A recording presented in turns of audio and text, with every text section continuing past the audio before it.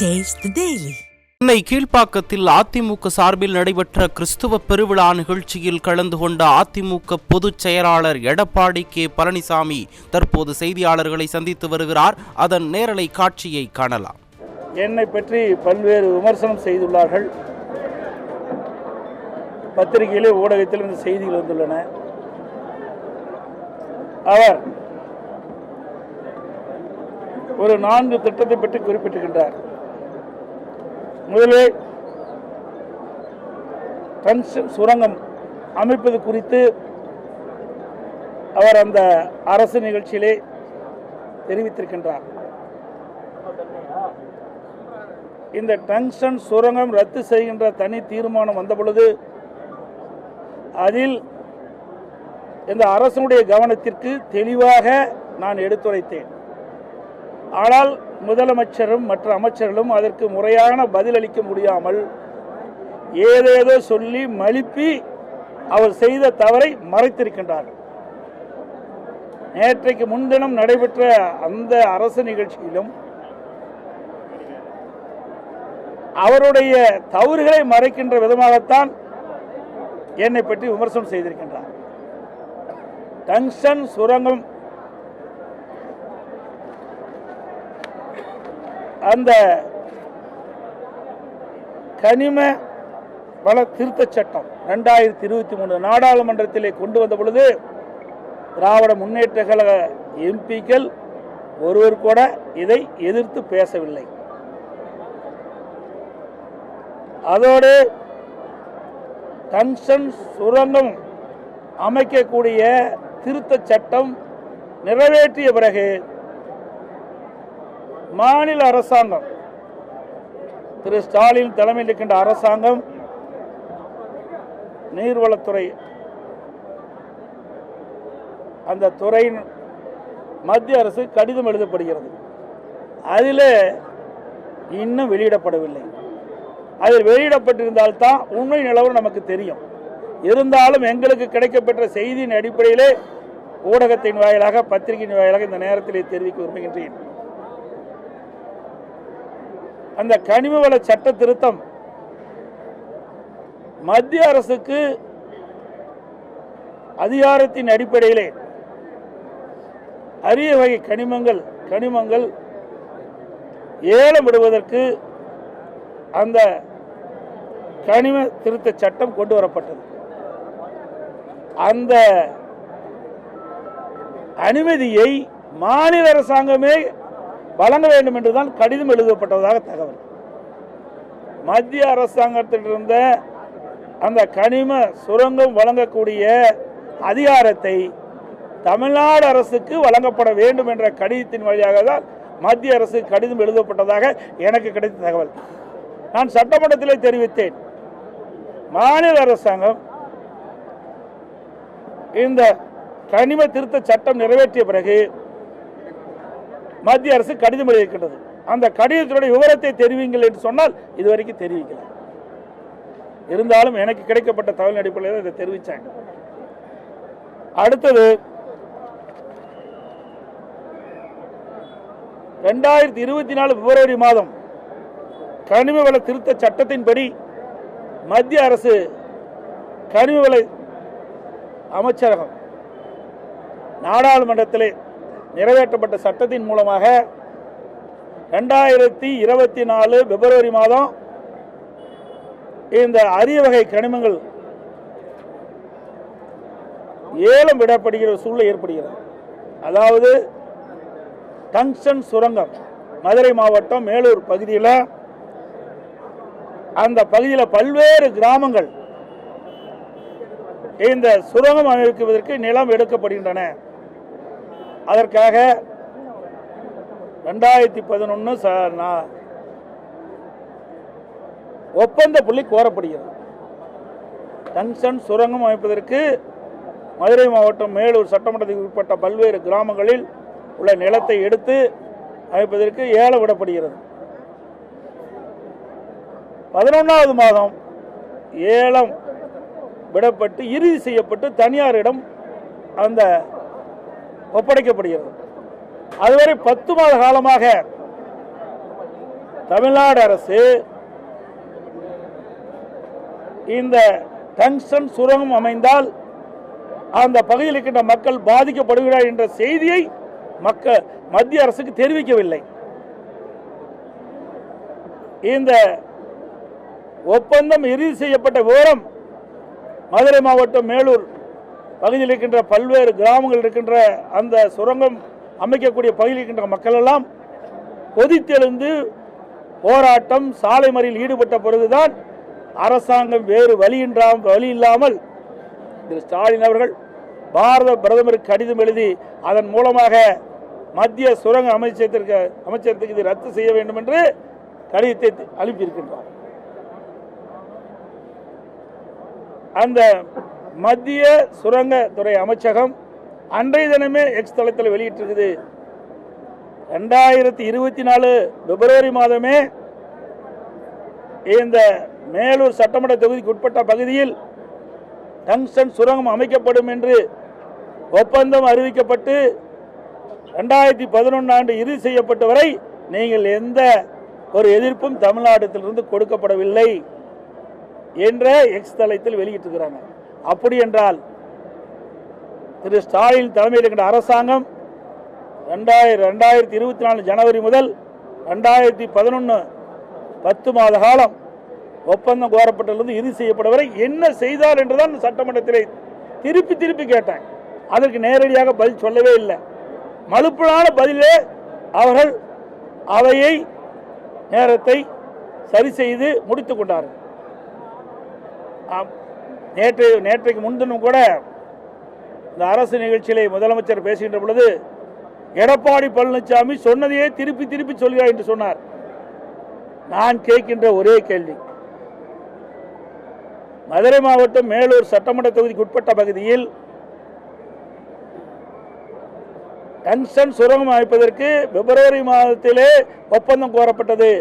2024 11 மாதம் வரை 10 மாத காலம் நீங்கள் என்ன செய்து கொண்டிருந்தீர்கள்? தமிழ்நாட்டின் முதலமைச்சராக தானே 10 மாதம் இருந்தீங்க. அப்போ மக்களுக்கு பாதிக்கப்படக்கூடிய திட்டம் என்று உங்களுக்கு நன்றாக தெரியும். அப்படி இருந்தும் ஏன் நீங்கள் மத்திய அரசுக்கு மக்களுடைய எதிர்ப்பை தெரிவிக்கவில்லை என்றுதான் கேள்வி கேட்டேன். அதற்கு பதிலே இல்லை. நேற்றைய தினம் நடந்த நேற்றைக்கு முன்தினம் நடந்த இந்த ஈரோடு அரசு நிகழ்ச்சியிலும் இதை குறிப்பிடவில்லை.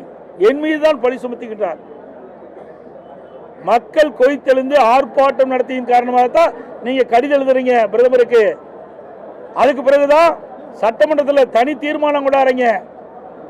ஆனால் மத்திய சுரங்கத்துறை அமைச்சகம் 2024 பிப்ரவரி மாதம் நம்முடைய மதுரை மாவட்டம் மேலூர் அந்த பகுதியில் சுரங்கம் அமைப்பதற்கு ஏலம் விடுகின்ற பொழுது ஏன் முன்னெச்சரிக்கை நடவடிக்கை எடுக்கவில்லை? 10 மாத காலம் அந்த டெண்டரை இறுதி செய்கின்ற வரை ஏன் மத்திய அரசிடம் தொடர்பு கொண்டு மக்களுடைய கொந்தளிப்பை தெரியப்படுத்தவில்லை என்பதுதான் என்னுடைய கேள்வி. நேரடியாக கேட்கின்றேன். இந்த ஊடகத்தின் வாயிலாக பத்திரிகையின் வாயிலாக 10 மாத காலம் இந்த அரசு தூங்கி கொண்டிருந்ததா? யாருக்கு நல்லது செய்ய வேண்டும் என்று எண்ணுகிறார் என்று தெரியவில்லை. எனவே அரசாங்கத்திற்கு தெரியாமல் எதுவும் நடந்து விடாது. பிப்ரவரி மாதம் ஒப்பந்தம் கோர்றாங்க, 11வது மாதம் 2024 11ஆம் மாதம் இறுதி செய்யறாங்க. இடைப்பட்ட மாதம் 10 மாத காலம் என்ன செஞ்சுக்கிட்டு இருந்தீங்க? யாருக்கோ உதவி செய்ய வேண்டும் என்று எண்ணத்தின் அடிப்படையில் தான் இந்த அரசு செயல்படுவதாக மக்கள் பேசிக் கொள்கிறார்கள். அதோடு செம்பரம்பாக்கம் ஏறி அடிக்கடி பேசிக்கிட்டே இருக்கிறார். அதாவது தூங்குறவங்களை எழுப்பிடலாம், தூங்குற மாதிரி நடிக்கிறது எழுப்பவே முடியாது. செம்பரம்பாக்கம் ஏறி கனமழையின் போது நீர் நிரம்பி அணையுடைய பாதுகாப்பு கருதி தண்ணீர் திறக்கப்படுகிறது. அது 30,000 கனஅடி தான் திறக்க முடியும். இதுக்கு மிந்தி திரு ஸ்டாலின் அவர்களும் இந்த அமைச்சர்கள்லாம் என்னென்ன பேசினாங்கன்னா, லட்சக்கணக்கான கனஅடி தண்ணீரை செம்பரம்பாக்கையிலிருந்து திறக்கப்பட்டு சொன்னாங்க. அது குடிநீருக்காக கட்டப்பட்ட ஏரி. அதில் வெறும் 30,000 தான் திறக்க முடியும், அதுக்கு மேலே திறக்கவே முடியாது. அடையாற்றில் 1 லட்சம் கனஅடி தண்ணீர் நீர்வழிப்பாதை இருக்குது. அப்படி இருக்கின்ற போது 30,000 கனஅடி திறந்தால் எப்படி மக்கள் பாதிப்பாங்க? ஒரு சாதாரண மக்களுக்கே புரியும். ஆனால் வேண்டுமென்றே திட்டமிட்டு அனைத்து இந்திய அண்ணா திராவிட முன்னேற்ற கழக அரசு மீது தொடர்ந்து ஒரு தவறான கருத்தை, அவதூறான கருத்தை முதலமைச்சர் பரப்பிக் கொண்டிருக்கிறார். ஏன்னா அன்றைய தினம் 50 சென்டிமீட்டர் மழை பெய்யுது. அதுக்கு முன்பாகவே 2 நாட்கள் முன்பாகவே செம்பரம்பாக்கம் ஏரிக்கு கீழ் இருக்கின்ற பல ஏரிகள் நீர் நிரம்பி உபரி நீர்லாம் அடையாற்றுக்கு வந்துடுது. அதனால அந்த நீரெல்லாம் அடையாற்றில் வந்து சேர்கின்ற பொழுதுதான் அதனால பாதிக்கப்பட்டதோடு மழை நீரால் பாதிக்கப்பட்டதோடு செம்பரம்பாக்கம் ஏரி திறக்கப்பட்டதால் இன்றைக்கு நகரத்துக்குள்ள தண்ணி பூந்து மக்கள் பாதிக்கல. அதிக கனமழை பொழிந்து அதனால் வெள்ளத்தால் இன்றைக்கு இந்த குடியிருப்பு பகுதியில் தண்ணீர் பூந்தான் பாதித்த ஒழிய செம்பரம்பாக்கம் ஏரி திறக்கப்பட்டதால் பாதிக்கல. ஏன்னா 30,000 அடி தான் திறக்க முடியும். அடையாற்றில் 1,00,000 அடி செல்கின்ற அளவுக்கு நீர்வழி பாதை இருக்குது.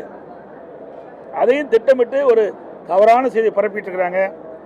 அதே போல தென்மண்ணை ஆறு நீங்க பாத்தீங்கன்னா 1972லயே பேப்பர்ல வந்திருக்குது. 1972ல சுமார் 2,40,000 கனஅடி தென்மண்ணை ஆற்றிலிருந்து வெள்ளம் போயிட்டு இருக்குது.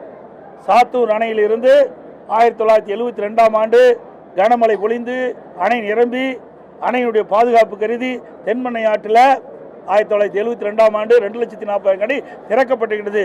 அப்படி இருக்கின்ற பொழுது இப்பொழுது அமைச்சர் சொல்றாரு, பல முறை நாங்க முன்னெச்சரிக்கை நடவடிக்கை எடுத்துன்னு சொல்லி எங்க முன்னெச்சரிக்கை நடவடிக்கை எடுத்தாங்க? இந்திய வானிலை ஆய்வு மையம் ரெட் அலர்ட் கொடுத்து விட்டது. 5 மாவட்டம், கிருஷ்ணகிரி மாவட்டம், திருவண்ணாமலை மாவட்டம், கள்ளக்குறிச்சி மாவட்டம், விழுப்புரம் மாவட்டம், கடலூர் மாவட்டம், 5 மாவட்டத்தில் இருக்கின்ற மக்கள் பாதுகாப்பாக இருக்க வேண்டும். அதிக மழை பொழியும் என்று இந்திய வானிலை ஆய்வு மையம் எச்சரிக்கை அலர்ட் கொடுக்கப்பட்டு விட்டது. உடனடியாக மாநில அரசாங்கம், திரு ஸ்டாலின் தலைமை கொண்ட அரசாங்கம் அந்த பகுதி மக்களுக்கு முன்னெச்சரிக்கை நடவடிக்கை எடுக்கப்பட்டிருந்தா மக்கள் பாதிக்கப்பட்டிருக்க மாட்டாங்க. எந்த முன்னெச்சரிக்கை நடவடிக்கையும் எடுக்கவே இல்லை. இன்னைக்கு சாத்தனூர் டேம்ல 2:45 மணிக்கு இன்றைக்கு அறிவிப்பு கொடுக்குறாங்க. பார்த்தீங்கன்னா 2:45 மணிக்கு 2ஆம் தேதி அதிகாலை இன்றைக்கு அங்கு இருக்கின்ற ஒரு செயற்பொறியாளர், உதவி செயற்பொறியாளர் அங்கு இருக்கிற தாசில்தாருக்கு இன்டிமேஷன் கொடுக்கிறார். அணை நிரம்புகிறது, அணை பாதுகாப்பு கருதி தண்ணீர் திறக்கப்படும் என்று 2ஆம் தேதி அதிகாலை 2:45 மணிக்கு கொடுக்கிறார். 3 மணிக்கு தண்ணி திறந்து விட்டாங்க. 1,80,000 அடி தண்ணி திறக்கப்பட்டிருக்கிறது. ஆக நள்ளிரவில் தண்ணி திறக்கப்பட்ட காரணத்தினால இன்றைக்கு கள்ளக்குறிச்சி மாவட்டம், விழுப்புரம் மாவட்டம், கடலூர் மாவட்டம், அந்த தென்மண்ணை ஆற்றின் கரையோர பகுதியில் இருக்கின்ற தாழ்வான பகுதியில் இருக்கின்ற குடியிருப்புகள்லாம் தண்ணி பூந்து மக்கள் கடுமையாக பாதிக்கப்பட்டுட்டாங்க. அரசு முன்னெச்சரிக்கை நடவடிக்கை எடுக்கப்பட்டிருந்தால் மக்கள் பாதிப்பில் இருந்து குறைத்திருக்கலாம். அதோட இந்த ரெட் அலர்ட் கொடுத்த உடனே முன்னெச்சரிக்கை நடவடிக்கை, இன்றைக்கு குடியிருப்பு பகுதியில் தண்ணீர் பூந்தா அங்க இருக்கிற மக்கள்லாம் பாதுகாப்பான ஒரு முகாமில் தங்க வைக்கணும். விழுப்புரம் மாவட்டத்தில், கடலூர் மாவட்டத்தில் எந்த ஏற்பாடும் செய்யல. அதோட குடியிருப்பு பகுதியில் தண்ணீர் பூந்தா அவர்களுக்கு தேவையான உணவு, குடி தண்ணீர் இந்த வசதியை செய்து கொடுக்க வேணும். எதுவுமே செய்யல விழுப்புரம் மாவட்டத்தில், கடலூர் மாவட்டத்தில். அதனால தான் மக்கள் கொதித்தெழுந்து சாலை மறியல் பண்ணாங்க. அமைச்சர் போகின்ற பொழுது விரும்பத்தகாத சம்பவங்கள் நடைபெற்றது. அத்தையுமே இந்த ஆட்சியுடைய அலட்சியத்தால் இன்றைக்கு கனமழையால் இன்றைக்கு மக்கள் பாதிச்சிருக்கிறாங்க. இதை சொன்னா திரு ஸ்டாலின் சொல்றாரு, நாங்கள் எல்லா முன்னேற்பாடு செஞ்சோம், மக்களுக்கு எந்த குறையும் இல்லைன்னு சொல்றார். அதோட இன்னும் வேடிக்கை ஒன்று சொல்றார், இந்த புயலினால மழை விழிஞ்சுது, 24 மணி நேரத்தில் சென்னை மாநகரத்தில் தண்ணி வெடிஞ்சு போச்சுன்னார். என்ன ஒரு 8 சென்டிமீட்டர் 10 சென்டிமீட்டர் மழை தான் சென்னை மாநகரத்தில் பெஞ்சது. அது இயல்பா ஒரு 6-7 மணி நேரத்தில் வடிஞ்சிடும். அதை வச்சுக்கிட்டு சொன்னார். ஆனால் இந்த கனமழையின் போது விழுப்புரத்தில் நகரமே தண்ணி சுற்றி இருக்குது. 1 வார காலமாக தண்ணி வெடியல. அதுக்கு நீ என்ன நடவடிக்கை எடுத்தீங்க? மக்கள்லாம் கடுமையாக பாதிக்கப்பட்டாங்களோ? ஆக இந்த அரசு ஒரு அலட்சியத்தின் காரணமாக, ஒரு திறமையற்ற முதலமைச்சர், பொம்மை முதலமைச்சர் தமிழகத்தை ஆண்டு கொண்டிருக்கின்ற காரணத்தினால மக்கள் படு துன்பத்துக்கு ஆளாயிருக்கின்றதுதான் எங்களுடைய குற்றச்சாட்டு. அதோட அதிமுக ஆட்சியில் ஒன்றுமே செய்யலி என்று அவ்வப்போது சொல்லிட்டு இருக்கார். அனைத்து இந்திய அண்ணா திராவிட முன்னேற்ற கழக ஆட்சியில் தான் நிறைய திட்டங்களை நாங்கள் நிறைவேற்றிருக்கிறோம். ஒரே ஆண்டில் 11 அரசு மருத்துவக் கல்லூரி, மருத்துவமனை கொண்டாந்தோம். இந்த ஆட்சி பொறுப்பேற்று 43 மாத காலம் நிறைவு பெற இருக்குது. எத்தனை மருத்துவக் கல்லூரி கொண்டு வந்திருக்கிறார்? ஒன்றுமே இல்லை. 6 சட்டக்கல்லூரி கொடுத்துருக்கிறோம். அது மட்டும் இல்லை, அதிமுக அரசாங்கம் இருக்கின்றது 10 ஆண்டு காலத்தில் 5 கால்நடை மருத்துவக் கல்லூரி ஆராய்ச்சி நிலையத்தை கொடுத்துருக்குறோம்.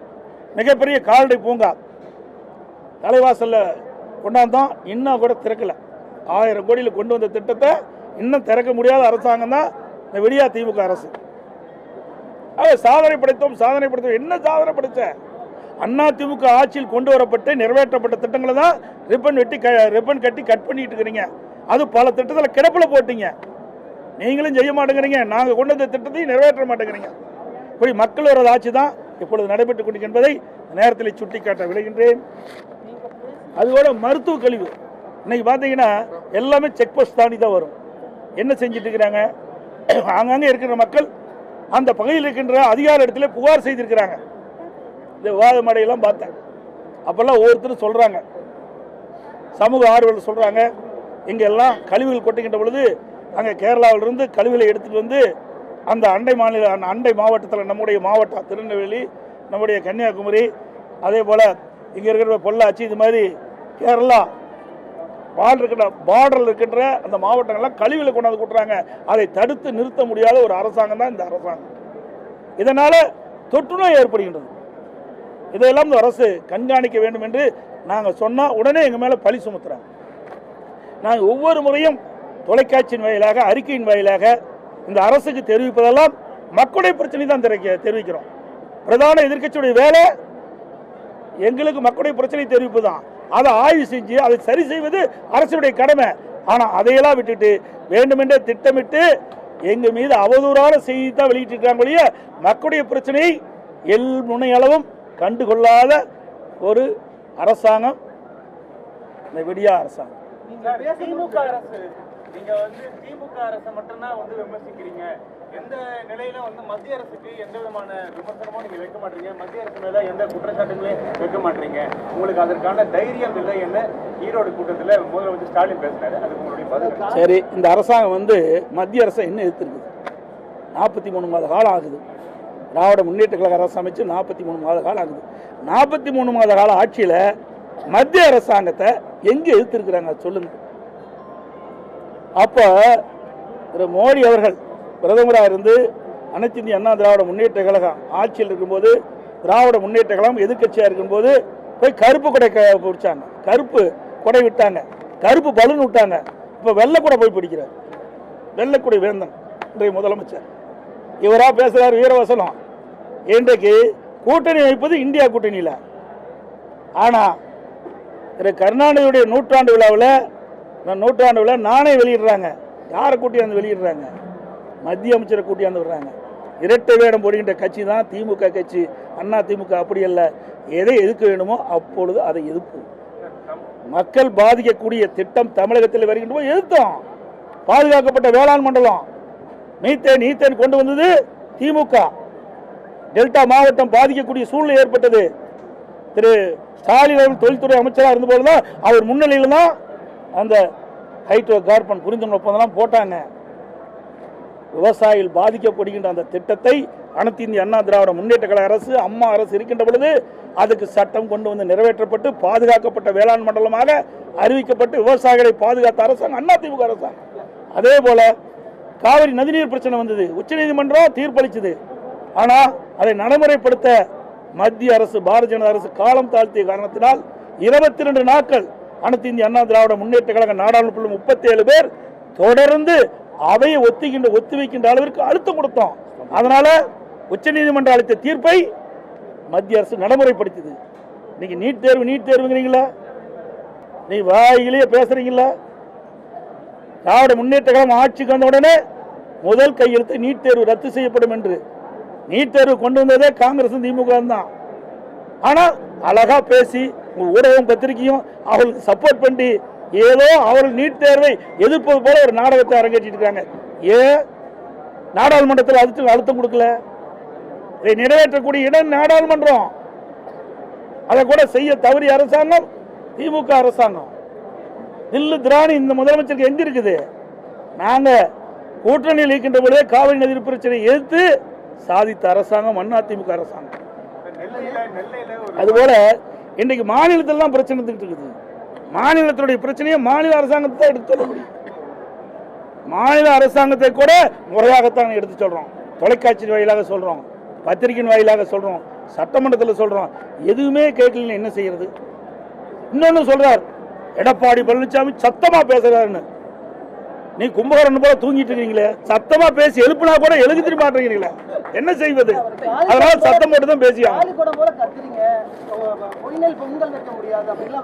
அதுதான் அவருக்கு தெரியும், வேற என்ன தெரிய போகுது? யாராவது எழுதி கொடுத்தாங்களா அதை வந்து வாசிப்பார், அதை கொண்டாந்து கொடுத்தா வாசிப்பார், அவ்வளவுதான் தெரியும், வேற என்ன தெரிய போகுது? நான் தான் சொல்றேன், அனைத்து இந்திய அண்ணா திராவிட முன்னேற்ற கழக கட்சியும் சரி, அரசும் சரி, மக்களுக்கு பாதிப்பு கிடைக்கக்கூடிய எந்த திட்டத்தையும் இருந்தாலும் எதிர்ப்போம். முதல் எதிர்ப்பு குரல் கொடுக்குது அண்ணா திமுக தான்.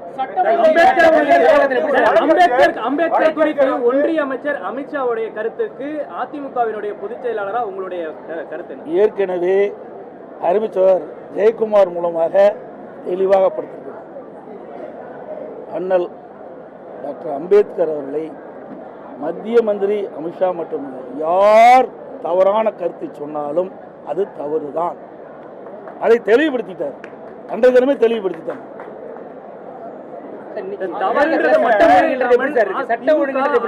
இருந்துமே ஒன்றிய அரசுக்கு எதிராகவும் அம்பேத்கர் குறித்து அவருக்கு அதுதான், வேற எதுவுமே போராட்டத்துக்குள்ள வழி இல்லை, அதை வச்சுட்டு போராடிட்டு இருக்காங்க. என்ன போடுவாங்க? நாங்க தான் சொல்றோமே, ஒரு தவறு செய்தால் அதை திருத்திக் கொள்ள வேண்டும். தவறு செய்யாத மனிதனே கிடையாது. எத்தனை தவறு செஞ்சிருக்காங்க இந்த ஸ்டாலின், நல்லா சொல்லுங்க பார்க்கலாம். நீங்க பத்திரிகையாளர் ஊடகம் முழுமையா இதெல்லாம் காட்ட வேண்டும். நான் சொல்றேன், மீத்தேன் கொண்டு வந்தது 2010 அன்றைக்கு மத்திய அமைச்சர் வந்து டிஆர் பாலு அவர்களும் பழனி மாணிக்கமும் தொலைக்காட்சி வேலை சொல்றாங்க, நாங்க தான் கொண்டாந்தோம் அப்படின்னு சொன்னாங்க. அதனால விவசாயிகள் பாதிக்கப்பட்டாங்களோ இல்லையோ? அதையெல்லாம் எங்க காட்டுறீங்க? இல்லையே. மக்கள் பாதிக்கக்கூடிய திட்டம், விவசாயிகள் பாதிக்கக்கூடிய திட்டம் எல்லாமே செஞ்சது திமுக தான். தமிழகத்துல சட்ட ஒழுங்கு எப்படி இருக்கு? நெல்லையில நீதிமன்றத்துக்கு வெளியே வந்து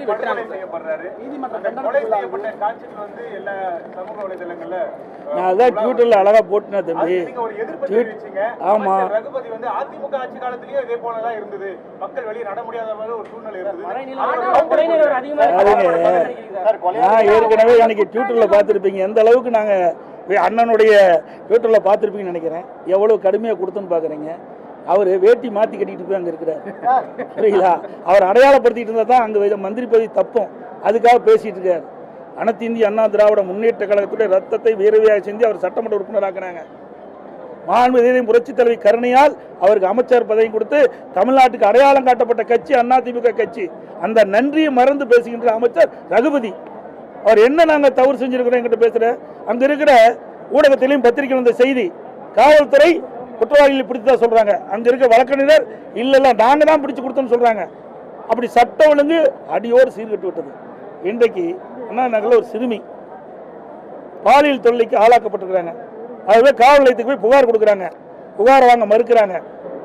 அப்போ உயர்நீதிமன்றம் தானாக முன் வந்து அந்த வழக்கை எடுத்து சிபிஐக்கு உத்தரவிடுது. ஏன்னா அங்கே நியாயமாக வழக்கு நடைபெறாது. இங்கே இருக்கின்ற காவல்துறை அதிகாரிகள் அந்த வழக்கை பதிவு செய்யாத காரணத்தினால் இங்கே அந்த குற்றவாளிகள் தப்பித்து விடுவார்கள். நியாயமாக வழக்கு நட வேண்டும், அந்த பாதிக்கப்பட்டவர்கள் நீதி கிடைக்கும் என்பதற்காக சிபிஐ விசாரணை மேற்கொள்ள வேண்டும் உத்தரவு பிடிக்கிறாங்க. இந்த அரசாங்கம் அதை நடத்தி இருக்கணும். அதுக்கு மாறாக உச்சநீதிமன்றம் மூத்த வழக்கினை வச்சு வாதாடுது. யார்? குற்றவாளிக்கு ஆதரவாக. என்ன குற்றம்? பாலியல் வன்கொடுமை நடக்கின்ற குற்றம்.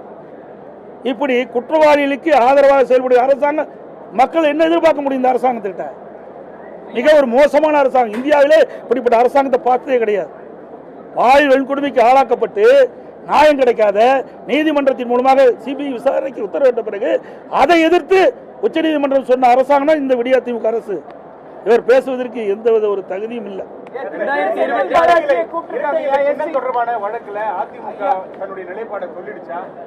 இது நீதிமன்றத்திலையும் தேர்தல் கமிஷன் இருக்குது. இதை நாங்கள் முழுமையாக விவாதம் செய்ய முடியாது, எங்களுடைய கருத்துக்களையும் பதிவு வைக்க முடியாது. 2026 தேர்தலில் பாஜக கூட்டணியில அமைந்தால்தான் அதிமுக தப்பிக்கும், இல்லைன்னா அதிமுக அழிஞ்சிரும்னு டிடிவி தினகரன் சொல்றாரு. அவர் அழிஞ்சிட்டு போயிட்டு இருக்காரு. அவர் கட்சி கூட காப்பாத்திட்டோம். அவர் அழிகிறத பார்த்து தான் பொறாமப்பட்டு சொல்லிட்டு இருக்காரு. ஒவ்வொன்றா கொஞ்சம் கொஞ்சமா இன்னைக்கு கப்பல் ஓட்டையாகி தண்ணியில் நிரம்பிட்டு இருக்குது. அந்த டிடியுடைய கப்பல் முழுகி கொண்டிருக்கின்றது. விரைவாக அது முழுகிவிடும். கூட்டணியில இருக்கனால அப்படியெல்லாம் கிடையாது, தானா முழுகிவிடும்.